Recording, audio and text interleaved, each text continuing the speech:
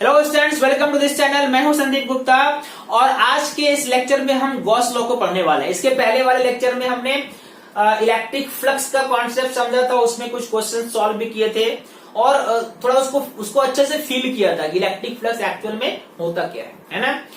आप मुझे उम्मीद है आपने वो वीडियो देखा है, और नहीं देखा है तो डिस्क्रिप्शन में उसका लिंक होगा, आप उसको जरूर देखिए। उससे आपको थोड़ा और अच्छा फील आएगा और गॉस लॉ को आप अच्छे से समझ सकते हैं। ठीक है, आप इलेक्ट्रोस्टैटिक्स के प्लेलिस्ट में जाके भी सर्च कर सकते हो, वीडियो आपको मिल जाएगा, है ना। आई होप आपने अभी तक ये चैनल सब्सक्राइब कर लिया है ना। और लॉकडाउन में आपकी पढ़ाई अच्छी चल रही है, ठीक है। जो भी हमें टाइम मिला है हम इसका अच्छे से यूज करके ऐसा एक फील आना चाहिए कि अब से फिजिक्स आपका एक स्ट्रॉन्ग सब्जेक्ट हो जाए, फिजिक्स आपका फेवरेट सब्जेक्ट हो जाए। ठीक है, इस लॉकडाउन को ऐसा यूज कीजिए कि इसके बाद फिजिक्स आपके लिए फेवरेट सब्जेक्ट की तरह हो जाए, और ये हो जाएगा। ठीक है, बस आप रेगुलरली फॉलो कीजिए, वीडियो देखिए, और जो मैं आपको जहां मैं आपको बोलता हूं सॉल्व करने का क्वेश्चन, वो क्वेश्चन सॉल्व कीजिए, नोट्स बनाइए, बहुत ही इंटरेस्ट आएगा आपको। और मैं बहुत सिंपल तरीके से आपको जितने भी आगे मिलेंगे फिजिक्स में डेरिवेशन टफ क्वेश्चन आएंगे, मेंस एडवांस, उसको इतना सिंपल तरीके से आपको बताऊंगा कि आपको उसका अच्छा फील आएगा, है ना। देखो, फील करना, इमेजिन करना, विजुलाइज करना फिजिक्स में यही सबसे इंपॉर्टेंट है ना। तो आज गॉस लॉ में भी मैंने अभी कुछ लिखा नहीं है, स्टेटमेंट तक हम पहुंचे हैं। उसके पहले ही, है ना, उसके पहले कुछ है ना, उसका एक माहौल बनाते हैं, गॉस लॉ का माहौल बनाते हैं, उसके आने के लिए एक माहौल बनाते हैं, है ना। और कुछ ऐसे कॉन्सेप्ट समझते हैं कि आप खुद बोलेंगे कि यही स्टेटमेंट होना चाहिए। ठीक है, तो अभी आपने इलेक्ट्रिक फ्लक्स मालूम है। इलेक्ट्रिक फ्लक्स क्या होता है? Electric flux is total number of electric field lines crossing through a surface. ठीक है, अगर इनकमिंग लाइंस को आपने नेगेटिव मान लिया तो आउटगोइंग लाइंस क्या हो जाएगा? पॉजिटिव। तो incoming flux negative, outgoing flux positive. ठीक है, ऐसे हम क्या निकालते हैं? नेट फ्लक्स निकालते हैं। ओके, मान लो इफ एक चार्ज है, ठीक है, if A charge plus Q is kept outside a closed surface, है ना। क्लोज्ड सरफेस में मैं स्फीयर लेता हूं, चलो ठीक है। मान लो कि मैंने एक स्फीयर लिया, ये स्फीयर लिया और इसके बाहर यहां पे रखा एक प्लस क्यू चार्ज। ठीक है, जाहिर है कि इसका जो फील्ड होगा ऐसा होगा, फील्ड लाइन ऐसे क्रॉस करेंगे। ठीक है, करेक्ट है। ओके, ना अगर मैं आपसे पूछूं व्हाट इज नेट फ्लक्स, ठीक है, थ्रू द स्फीयर, क्या हो जाएगा? What is net flux through the sphere? बिल्कुल सही, जीरो। क्यों जीरो? क्योंकि आप देख रहे हैं कि there are three lines entering and 3 lines leaving. 3 line जो है, आपको डायग्राम में मैंने 3 ही बनाए, 3 अंदर जा रहा है और 3 बाहर जा रहा है। तो अगर अंदर जाने वाले को हम नेगेटिव ले लें और बाहर जाने वाले को पॉजिटिव ले लें तो नेट फ्लक्स क्या हो जाएगा? -3 + 3 क्या हो जाएगा? 0। ठीक है, ये मैंने लास्ट लेक्चर में भी एग्जांपल आपको समझाया। कहने का मतलब क्या है कि अगर क्लोज सरफेस के बाहर कोई चार्ज रखा हुआ है तो उसके कारण सरफेस के फ्लक्स में उसका कोई कंट्रीब्यूशन नहीं होगा। There will be no flux, no net flux inside a closed surface, there will be no net flux through a closed surface due to a charge kept outside. ठीक है, अगर आपने बाहर चार्ज रखा है तो उसके कारण स्फीयर में कोई नेट फ्लक्स नहीं आएगा। पहला पॉइंट। अच्छा, आगे बढ़ते हैं, चलो ठीक है। ये फर्स्ट पॉइंट आपने देखा। मान लो चार्ज को इस बार आपने अंदर रखा है, if charge is kept inside. ठीक है, चलो अंदर रखते हैं, चार्ज इज केप्ट इनसाइड। हम एक स्फीयर लेते हैं समझने के लिए। ये क्लोज सरफेस है और इसके सेंटर में मान लो आपने प्लस क्यू चार्ज रख दिया।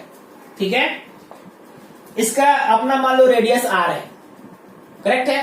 ठीक है, अब आपको अगर चाहिए तो फ्लक्स का फॉर्मूला क्या होता है? फ्लक्स का फॉर्मूला होता है क्लोज सरफेस के लिए E डॉट डी ए, ये जो मैंने बनाया this is for close surface. ये सर्कल बताता है सरफेस कैसा है, क्लोज है। ठीक है, मान लो कि आपने एक स्मॉल यहाँ पे एरिया ले लिया, छोटा सा एरिया लिया ऐसा, ठीक है, area D A.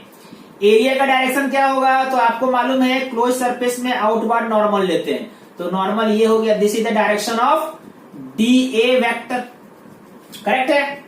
Okay, field का डायरेक्शन क्या होगा, तो फील्ड भी चूंकि पॉजिटिव है तो फील्ड का भी डायरेक्शन ऐसा ही होगा, यानी फील्ड में और एरिया में कितना एंगल है, 0 डिग्री एंगल है। यानी फ्लक्स इक्वल टू जब आप यहां पे निकालेंगे तो क्या हो जाएगा, E into D A. E uniform है, ठीक है, अगर E यूनिफॉर्म या ई का वैल्यू यहाँ पे कितना हो जाएगा, इस पॉइंट पे कहीं पे भी है ना, स्फीयर के किसी भी पॉइंट पे फील्ड तो यूनिफॉर्म है, और अगर इसका रेडियस r है तो फील्ड बाहर ले लो, उसका वैल्यू क्या आने वाला है, फील्ड का वैल्यू आने वाला है Q by 4 pi epsilon naught, और कितना रेडियस है r, तो r square into total area. कितना होता है टोटल एरिया, कितना होता है टोटल एरिया स्फीयर का, 4 पाई आर स्क्वायर। यानी ये फॉर्मूला क्या आ गया, ये फॉर्मूला हो गया Q by 4 pi epsilon naught r square into 4 pi r square. ये कैंसिल, यानी कितना फ्लक्स निकला, net flux Q by epsilon naught. यानी अगर आपने अंदर रखा है, अगर चार्ज यहाँ क्लोज सरफेस के अंदर है, स्फीयर के अंदर है, तो कितना नेट फ्लक्स होगा स्फीयर से, Q अपॉन एप्सिलॉन नॉट। ठीक है, ओके। अब मुझे बताओ, इसको देख के इसके हिसाब से है ना, इस फॉर्मूला के हिसाब से क्या ये फ्लक्स डिपेंड करता है रेडियस पे, स्फीयर के रेडियस पे क्या फ्लक्स डिपेंड करता है। देखो यहाँ पे Q by epsilon not, radius तो कोई है ही नहीं, यानी ये रेडियस पे डिपेंड नहीं करता है। अगर मान लो ये इतना छोटा ये सरफेस होता, ये स्फीयर होता है ना, अगर मैंने बोला कि चलो इस स्फीयर से बताओ अंदर वाले स्फीयर से कितना फ्लक्स है, तो अंदर वाले स्फीयर में भी वही होगा Q बाय एप्सिलॉन नॉट, क्योंकि ये रेडियस पे डिपेंड करता ही नहीं है। कर रहा है क्या, नहीं कर रहा है। लॉजिक क्या है, लॉजिक ये है कि अगर मान लो आपने माना कि ये फील्ड लाइंस है, ऐसे फील्ड लाइंस है, इतना फील्ड लाइंस निकल रहा है, 1 2 3 4 5 6 निकाला मैंने, तो आप देखो अंदर वाले से भी 6 लाइन निकल रहा है और बाहर वाले से भी 6 लाइन्स ही निकल रहा है। Number of lines crossing through sphere दोनों में सेम है, और टोटल नंबर ऑफ लाइन ही तो फ्लक्स है। जितने लाइंस क्रॉस करेंगे किसी स्फीयर से वही फ्लक्स है, यानी जो फ्लक्स अंदर वाले स्फीयर का है वही फ्लक्स बाहर वाले स्फीयर का।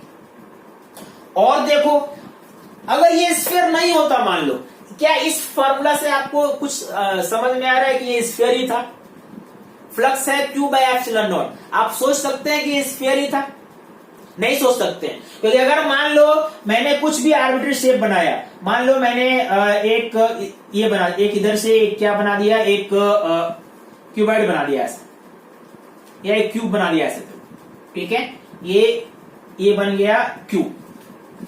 अब what is electric flux through the cube, तो यहां पे भी देखो इलेक्ट्रिक, जितना लाइंस है ना, जितना लाइंस क्रॉस कर रहा था स्फीयर से, उतना ही लाइन क्यूब से भी क्रॉस करेगा। बात समझ में आ रही है, यानी क्यूब से भी कितना, क्यूब के थ्रू भी कितना फ्लक्स होगा, Q बाय एप्सिलॉन नॉट। ठीक है, यानी और Q को कहीं पे भी आप रखोगे अंदर, है ना, अंदर आप कहीं पे भी रखोगे, यहां पे भी आपने रखा, तब भी वो 6 लाइन ही बाहर निकलेगा। मतलब कंक्लूजन क्या है, कंक्लूजन है कि total flux through a close surface, ठीक है, due to a charge kept inside, is equal to Q by epsilon naught, 1 by epsilon naught times of Q, irrespective of shape, size and nature of the surface। Surface कैसा भी हो, अगर उसके अंदर Q charge है तो flux कितना होगा, Q by epsilon naught, चाहे वो कोई भी क्लोज सरफेस हो सकता है, लेकिन सरफेस क्लोज होना चाहिए बस। ठीक है, एक स्टेप और हम पहुंच गए गॉस लॉ की। अब चलो एक और स्टेप करते हैं, उसके बाद ये पूरा जो स्टेटमेंट है वो क्लियर हो जाएगा। ठीक है, मान लो एक से ज्यादा चार्ज लेता हूं, चलो आप इसको सब नोट कर लिया आपने। ओके, मान लो कि अब लेता हूं मैं एक से अगर ज्यादा चार्ज है, क्लोज सरफेस के अंदर भी है, मान लो बाहर भी है, ठीक है, और आपसे पूछा जाएगा फ्लक्स बताओ। ओके, मान लो ये स्फीयर है, ठीक है, और यहां पे चार्ज है मान लीजिए प्लस Q1, यहां पे चार्ज है प्लस Q2, ठीक है, और बाहर चार्ज है प्लस Q3, यहां पे चार्ज है, ठीक है, करेक्ट है। ओके, अब मुझे बताओ कि व्हाट इज टोटल फ्लक्स, आपको फाइंड करना है, what is net flux through the sphere, ये फाइंड करना है, ठीक है। तो Q1, Q2, Q3 तीनों का अपना फ्लक्स होगा, ठीक है। पहले पूरी बात सुन लो। पहले अगर आप Q1 निकाल रहे हो, मान लो कि आप फ्लक्स निकाल रहे हो ड्यू टू Q1, ठीक है, फ्लक्स ड्यू टू Q1 है ना, क्या लिखोगे इसको इंटीग्रेशन में, मान लो इसका फील्ड E1 है, तो E1 डॉट dA, और ये किसके इक्वल होगा, Q1 बाय एप्सिलॉन नॉट, अभी मैंने निकाला था। अगर आप निकाल रहे हो फ्लक्स ड्यू टू Q2, तो ये क्या हो जाएगा, E2, मान लो उसका फील्ड E2 है, E2 dot dA is equal to Q2 by epsilon naught, और flux due to Q3 that is E3 dot dA, चूंकि वो बाहर है इसलिए उसका फ्लक्स क्या होगा, 0। यानी अगर आपने नेट फ्लक्स निकाला, what is net flux through the close surface, तो क्या आने वाला है फॉर्मूला, अगर आपने नेट फील्ड लिखा, ये आपका क्या हो जाएगा, E dot dA is Q1 plus Q2 by epsilon naught. ये E क्या है, E नेट है, net electric field due to Q1, Q2 and Q3। Formula क्या आया, Q1 plus Q2 divided by epsilon naught. अब ये Q1 प्लस Q2 क्या है, वो चार्ज जो स्फीयर के अंदर है ना, जो charges enclosed by the sphere, जो बाहर है वो आपने लिया ही नहीं, यानी इसको हम क्या लिख सकते हैं, net flux equal to Q enclosed, है ना, या Q inside the close surface divided by epsilon naught. That means net flux through a close surface, net flux through a close surface is equal to 1 by epsilon naught times of total charge inside the closed surface। closed surface के अंदर कितना charge है सबका total करेंगे, है ना, and that divided by epsilon naught will be equal to net flux. और यही है स्टेटमेंट को किसका, Gauss theorem. This is called Gauss law, जो आपने 3 एग्जांपल से समझ लिया, ठीक है। व्हाट इज गॉस लॉ, लिखो, the net flux through a closed surface, net flux through a closed surface is equal to 1 by epsilon naught times, 1 by epsilon naught times of total charge inside the closed surface, है ना, या total charge enclose inside the close surface, मतलब close surface के अंदर कितना charge है, that divide by epsilon naught, that is Gauss law. ठीक है, फील आया, अच्छे समझ में आया अच्छे से। तो गॉस लॉ में आपको करना क्या है, गॉस लॉ में देखो ये स्टेटमेंट में आपको बहुत कुछ समझ में आएगा। फील्ड मैंने क्या लिया है, नेट फील्ड लिया है। जब आप इलेक्ट्रिक फील्ड निकालोगे तो उसमें तीनों चार्ज का कंट्रीब्यूशन है, Q1 का, Q2 का, Q3 का। मतलब जब हम इलेक्ट्रिक फील्ड निकालेंगे तो जो चार्ज इनसाइड है उसका भी कंट्रीब्यूशन है और जो चार्ज आउटसाइड है उसका भी कंट्रीब्यूशन है। ठीक है, that means both inside and outside charge both contribute to electric field. Electric field सबके लिए निकालेंगे, लेकिन यहां पे जो आप निकालेंगे क्यू इन, यहां पे बाहर वाले चार्ज का कोई कंट्रीब्यूशन नहीं। ये कौन सा चार्ज है? ये है क्लोज सरफेस के अंदर कितना चार्ज है वही। ठीक है, फील्ड सबके लिए, लेकिन चार्ज कौन सा लेंगे? जो क्लोज सरफेस के अंदर है, दैट डिवाइड बाय एप्सिलॉन। समझ में आई बात? ओके, ठीक है। अब चलो आगे देखते हैं। ओके, अब जो फ्लक्स का आपने गॉस लॉ का स्टेटमेंट समझा, वो था net flux equal to E net dot D A integration equal to total charge inside divide by epsilon. अब मुझे बताओ कि अगर किसी को कहीं पे दिया हुआ है कि if net flux equal to 0, है ना, तो क्या इलेक्ट्रिक फील्ड भी 0 हो जाएगा?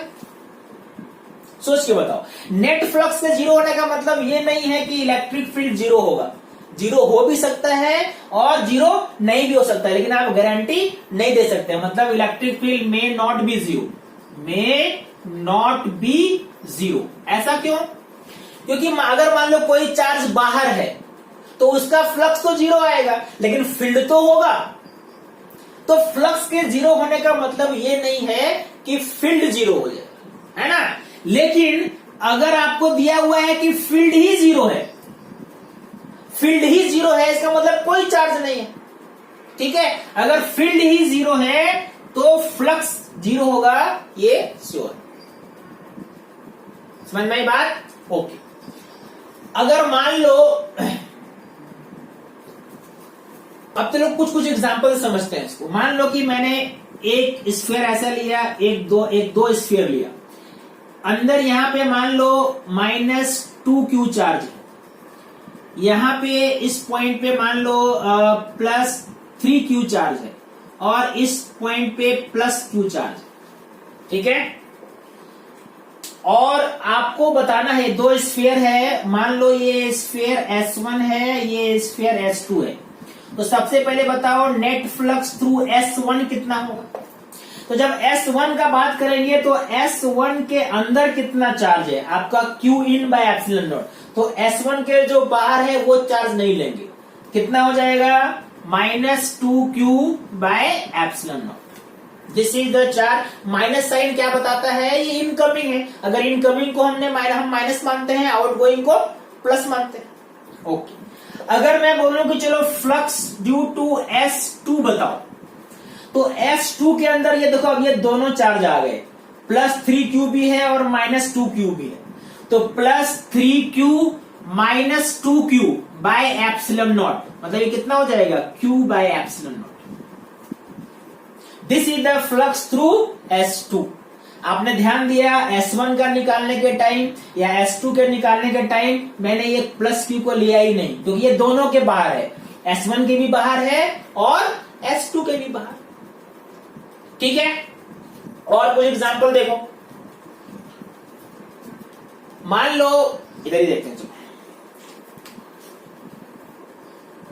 मान लो एक हेमिस्फीयर है, क्लोज्ड हेमिस्फीयर। ठीक है, ये क्या है? Closed hemisphere. हेमिस्फीयर नहीं भी होगा चलेगा, बट मैंने चलो हेमिस्फीयर ले लिया। और यहां पे अगर ये एक चार्ज लिया मैंने +q, ठीक है, और आपसे पूछा बताओ नेट फ्लक्स क्या है, क्या आंसर 0 आएगा? बिल्कुल 0 आएगा, क्योंकि चार्ज कहां है? बाहर। ठीक है, अगर मान लो चार्ज यहां पे है, इस पॉइंट पे, ठीक है, तब कितना फ्लक्स आएगा? अब ये क्लोज सरफेस के अंदर है, और क्लोज सरफेस कैसा भी हो, स्फीयर हो, हेमिस्फीयर हो, सिलेंडर हो, क्यूब हो, कीबोर्ड हो, अगर सरफेस क्लोज है तो फॉर्मूला क्या है? अगर ये +q चार्ज आपने लिया तो q बाय एप्सिलॉन। ठीक है, अगर ये क्लोज हेमिस्फीयर है तो ओके। अच्छा, अब मान लो दूसरा एग्जांपल लेते हैं, इधर देखो।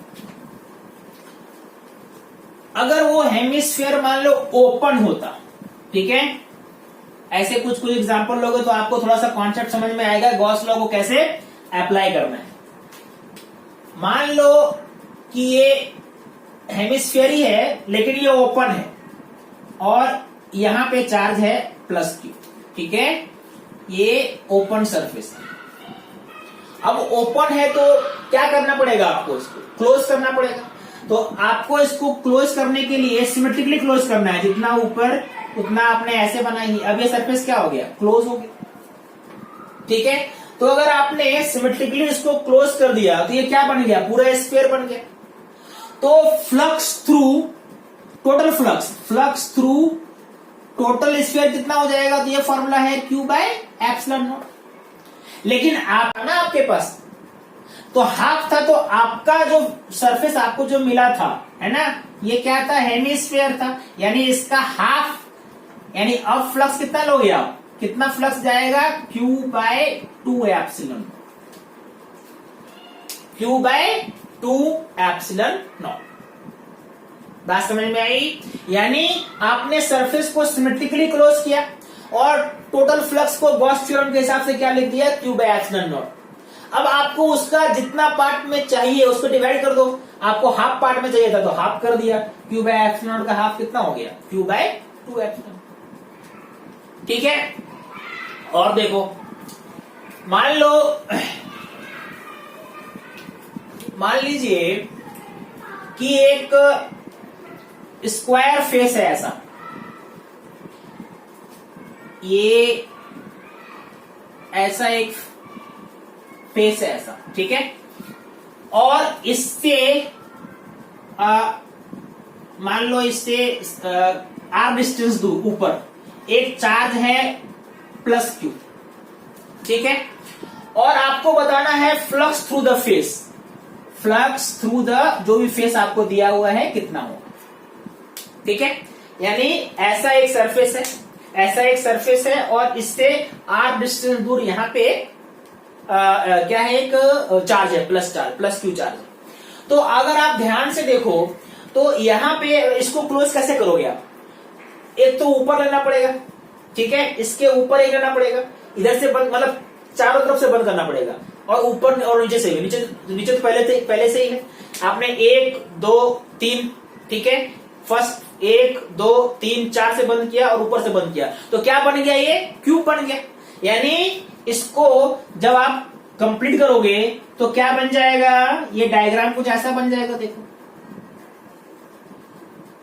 ये कैसा बन गया, तो ये क्या बन गया, ये क्यूब बन गया। यानी और आपका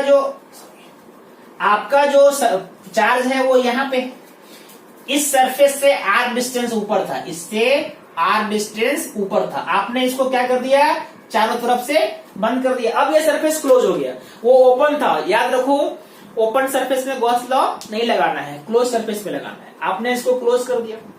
अगर आपने क्लोज कर दिया तो टोटल फ्लक्स कितना हो जाएगा, बोलो। टोटल फ्लक्स का फॉर्मूला होता है क्या, Q/ε0। लेकिन आपको टोटल नहीं, आपको इस फेस के अलाउंस चाहिए। तो ऐसे कितने फेस हैं, क्यूब में कितने फेस होते हैं, 1 2 3 4 5 एंड 6, तो सबको बराबर मिलेगा। तो अगर सबको बराबर मिलेगा तो फेस को कितना मिला, जो आपका नीचे वाला फेस है इसका 1/6, मतलब 6Q/6ε0। This is the flux through the given face, जो फेस आपको दिया हुआ। क्यूब वाले कुछ क्वेश्चंस और देखो। आपको टोटल फ्लक्स निकाल, सरफेस को पहले क्लोज करना है, फिर टोटल फ्लक्स निकाल के जो भी पार्ट आपको चाहिए उतने उसमें आप डिवाइड कर दो। मान लो कि आपको एक क्यूब दिया हुआ है,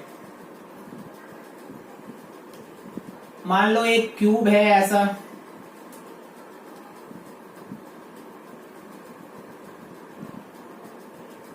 और यहां पे चार्ज रखा है आपने प्लस क्यू, मतलब सेंटर ऑफ द फेस, ठीक है, यहां पे भी रख सकते थे, है ना, मैंने इधर रखा है, और इसको क्लोज करना है। तो इसको क्लोज कैसे करोगे, इसको क्लोज करने के लिए आप क्या करोगे, इसको क्लोज कैसे करेंगे, तो इसको क्लोज करने के लिए आप एक इधर एक और स्फीयर बनाओगे ऐसे। अब देखो ये क्लोज हो गया है ना।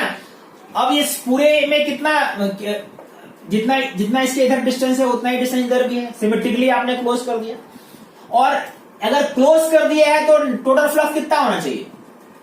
टोटल फ्लक्स होना चाहिए Q बाय एप्सिलॉन नॉट। अब आपको बताना है कि यहां इस फेस पे आपने यहां पे रखा है, ठीक है, तब कितना होगा मुझे बताओ, सोच के बताओ। अरे सिंपल है, दो क्यूब है ना, दोनों क्यूब में कितना था? Q by epsilon not. आपको बस एक ही क्यूब पूछ रहा था, आपसे क्या पूछ रहा था? Flux through the cube.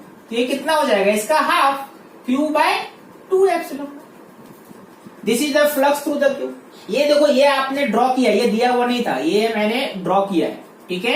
Actual में इसके थ्रू कितना फ्लक्स था वो आपको फाइंड करना है, ठीक है। क्यूब का एक क्वेश्चन चलो और करते हैं, ठीक है। मान लो कि आपने चार्ज को क्यूब के कॉर्नर पे रखा है, किसी भी कॉर्नर पे रखा है, मैंने ये कॉर्नर पे एक प्लस क्यू चार्ज रखा और आपसे पूछा जाएगा बताओ फ्लक्स थ्रू द क्यूब। इसको निकालने के 2-3 तरीके हैं, बट अभी हम सिमेट्रिकल जब पढ़ रहे हैं तो वैसे ही पढ़ते हैं। सबसे पहले बताओ इसको क्लोज करने के लिए कितने स्फीयर का जरूरत पड़ेगा, सॉरी कितने क्यूब का जरूरत पड़ेगा। तो आप देखो, एक तो आपने लिया है इधर, ठीक है, एक यहां रखोगे, है ना। मान लो कि आपने एक क्यूब यहां, ये क्यूब था यहां पे था, आपने ऐसे रख दिया, 2 4 2 6 और 2 4 नीचे और 4 ऊपर, तब ये बिल्कुल बीच पे आ जाएगा, ठीक है। 1 2 यहां रखा, 2 पीछे 4, फिर इसके ऊपर 2 और पीछे वाले के ऊपर 2, ठीक है।